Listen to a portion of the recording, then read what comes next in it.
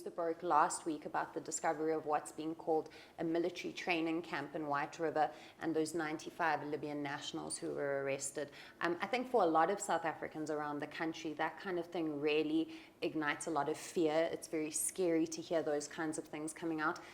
What was your reaction when you first heard about that? Well, I think my reaction when I heard about that was that we need to enhance the border management system that Minister Motsoaledi introduced and started at the Department of Home Affairs, but go beyond, particularly from the criminal justice cluster, to ensure that we sensitize our communities, be alive and vigilant of your surrounding.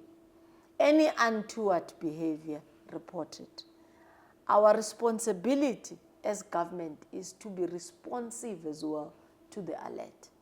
In most instances, our communities, if you follow all the big stories, it's a community member who said, no, can you please come here? There's some, I may not be an expert, but there's some foreign thing that I don't think it's normal. Come observe it with a professional eye. Maybe there is something to it. So our drug cache, which were found in the Komlesdal, for example, it was neighbors who said something doesn't look normal in the area, in the space that we are living. So our responsibility as justice, for example, is to educate. Together with the Hawks, the police, is to educate our communities. But it's to be responsive once we have been notified. So it's to rebuild the trust of our community. How often have you heard community members, if you ask them, but why were you silent when you have heard this? No, I wasn't trusting that the police works with them. We don't know. This is what we often hear. And as government, we can't be blind to that. We need to recommit ourselves into ensuring that we live with all the mandates that our department are given to.